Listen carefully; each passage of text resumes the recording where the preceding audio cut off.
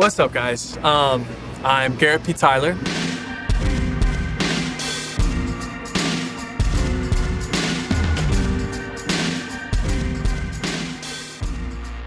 We are in Nashville, Tennessee at the Brooklyn Bowl. Obviously, it's such an awesome venue. I've seen some of my favorite bands here, from Remy Wolf to Bad Sons to one of my all-time favorites, Hiatus Coyote. It's a sick venue. Super stoked to be here and super stoked to connect with you guys. I'm currently on tour with Marc Scibilia.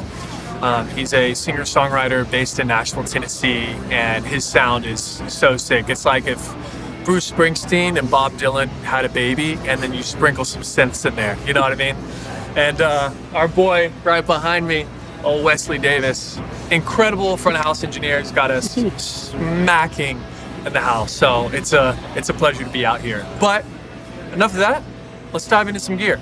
I'm out here MDing and drumming with Marc, but I also kind of built the arrangements and run playback as well. And so I kind of want to start on the kit, give you a little lay of the land, and then dive into the fun stuff, all the electronics and the goodies, because this show it's really cool. It's unlike a lot of stuff that other people are doing on the road. And so let's dive in. I endorse Zildjian cymbals.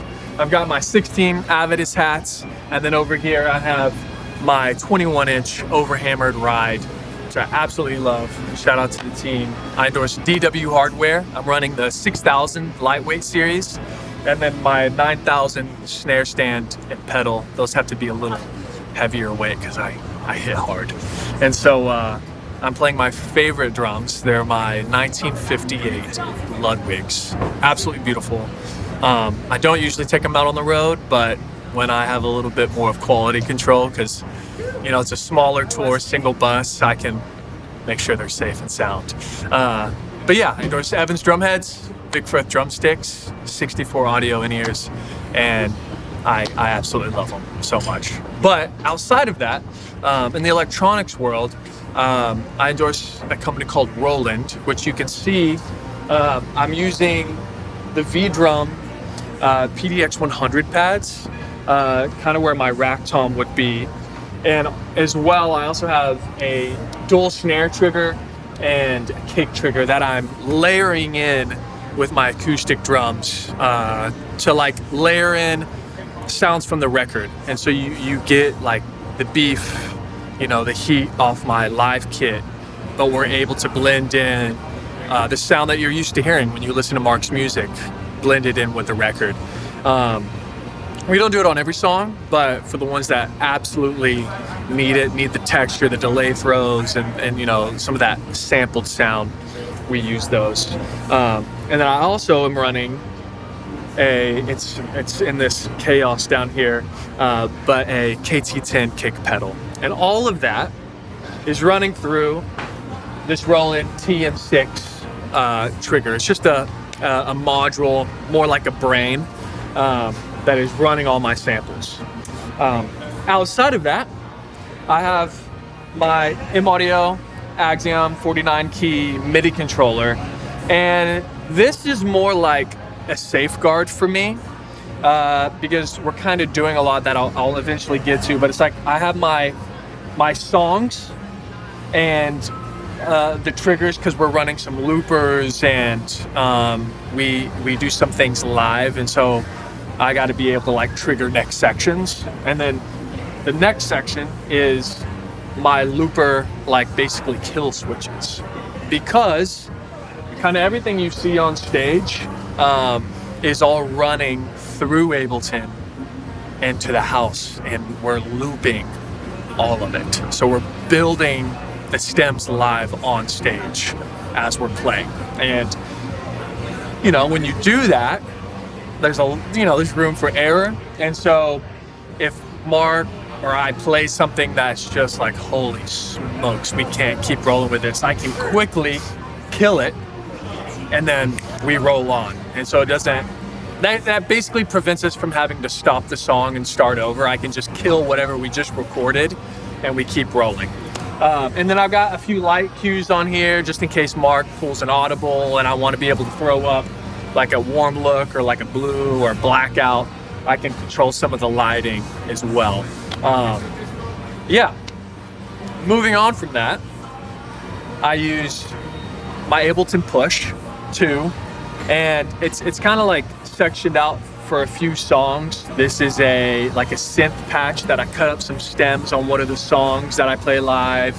This is like a little drum machine vibe here, like a kick and snare for one of the songs. This is like a pad, and all of these I'm like tracking in live, and it's getting grouped back through Ableton. So this is like all routed to a drum machine, which I'll show you all this later, and it'll make a lot more sense. But this is the hardware that I'm using, and Ableton is absolutely incredible. I produce and mix and do sessions, and Ableton is my workhorse. I kind of use it exclusively in the studio and live, and I have nothing but great things to say about Ableton. It's such a great DAW. So thank you to you guys for making such a great system. But let's get up.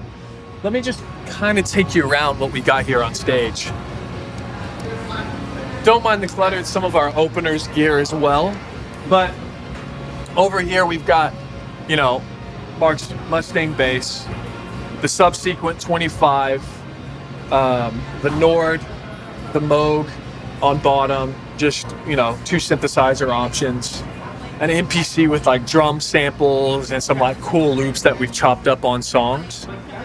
And then the Quad Cortex is what Marc is running all of his guitars through, and basically everything though. You know, we've got like, if over here we've got like acoustic guitar patch, a patch that opens up the bass, his like clean guitar sound, dirty guitar sound, lead guitar sound, and a few options. But the reason I show you all this is because during the show, we never have to touch really any knobs. He might touch a few tone knobs or anything, but as far as like program changes, scene changes, sound changes, muting, unmuting, all of that, on my end too, all of that is controlled via Ableton. And so Ableton is like, you know, it's just Marc and I up here, but Ableton is our third band member. It's like a workhorse on this tour. And so let's head over to the computer. So talking about all the gear, the setup, all of that is made possible through Ableton. So if I kind of break down how I have everything arranged, I have a push, like drum rack channel that goes to my Ableton Push. As I said, that's just a drum rack with my samples and sounds made available. And we're running time code. We're not running time code for lights necessarily, but Wesley, our front of house engineer, is using time code through his audio desk to basically do live effects on the drums. Cause like he's changing verbs, he's changing delay throws, drum effect. He's like changing a lot of his effects, and they're controlled by time code, which is super sick. But then the biggest thing that Ableton is MIDI cues and our loopers. So within MIDI, kind of the way I have it broken down is I have his Quad Cortex MIDI, the MPC MIDI, Nord MIDI, and then I have like internal IAC drivers that are doing like my stop, next, and loop cues. So like on this Quad Cortex channel, these are all of the guitar changes that are firing across the whole set on his Quad Cortex. So Marc never has to touch the pedal board ever. It's changing as he's playing live. And sometimes there are like, you know, 4 to 7 different changes in a single song. And the reason we do this is because he has to be able to quickly move to a new instrument, and it needs to open up right when he needs to play, and as soon as he's done playing, it needs to mute and close. So there's no feedback, there's no like hanging notes over or anything. It has to be really clean and tight. And all of that is controlled via MIDI through here. And the same goes for like the song. So when the song hits the stop marker, it stops and immediately cues up the next song. So all I have to do is hit play on the next song. But as I showed you earlier, just in case something happens, I can also manually select the song and hit play as well. It's more like a backup.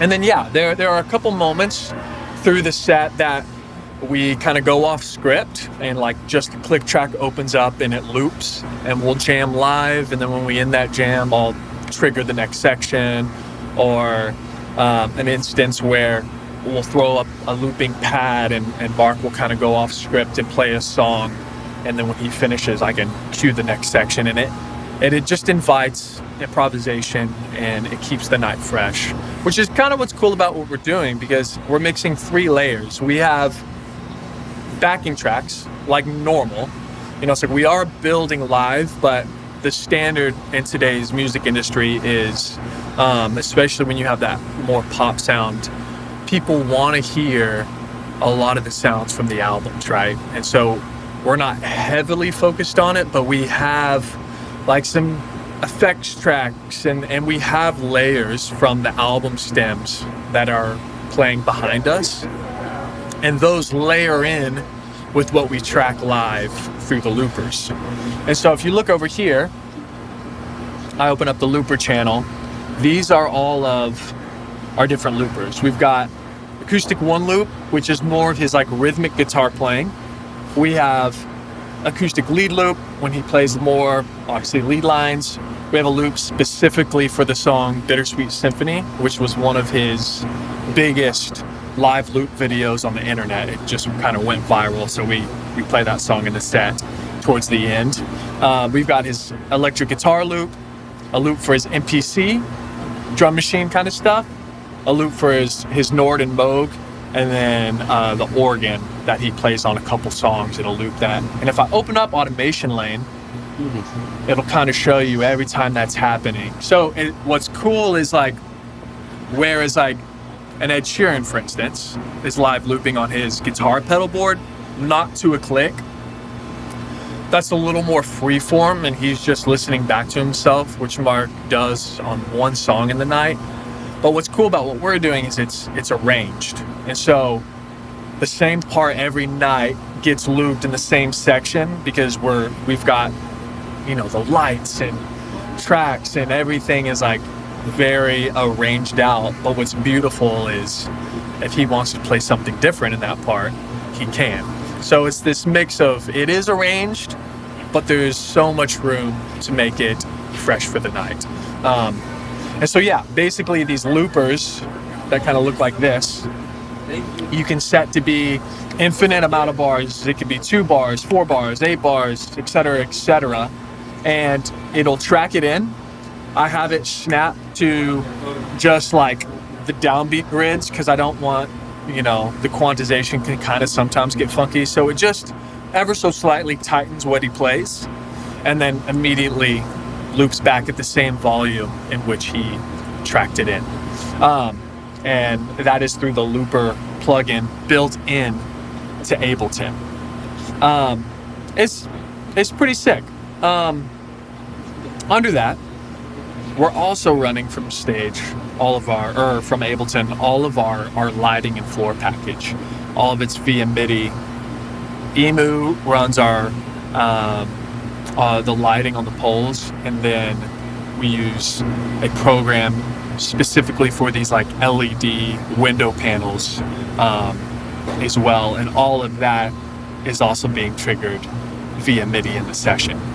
And it's cool, like going back up to like our click and cues track, because it's such a dense section and we're tracking in so much, there's a lot going on. So like Marc is having to sing, he's having to remember all of his entrances for all of these parts, because he's playing bass, he's playing guitar, he's singing, he's playing keys, he's playing synths, like so many things. So to alleviate the stress on him, I basically have cues telling him exactly what to do. I even have cues telling him like when to walk back, when to walk up, when to talk to the crowd, when to like start playing, stop playing. And because it's such a dense show and there's so much on the line, that really just alleviates him and allows him to just be free in the moment. But what's cool is we have 2 different cue tracks. So he has cues that are going to his ears that are completely different than the cues that are going to my ears, because sometimes he's tracking in a bass part while I'm tracking in a perc part. So it's telling him bass record, it's telling me percussion record. So I think that's kind of cool to throw in there. But man, it's been such a learning curve, because you're dealing with the sound at front of house, playing back through the tracks and feeling cohesive.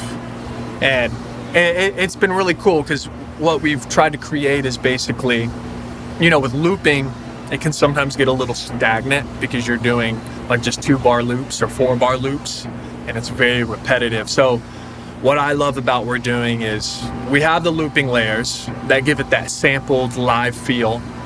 You mix that with the backing tracks to bring in that studio sound that keeps it fresh and pro. And then on top of that, I'm playing live drums.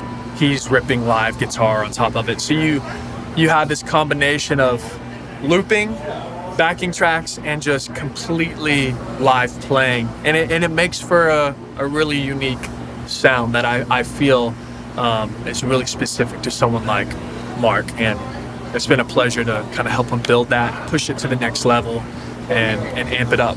And it's just the 2 of us on stage. And so I feel very proud of this show, and it feels some nights, especially in a room like tonight, like we're in an arena, but it's like just the 2 of us up there. So yeah,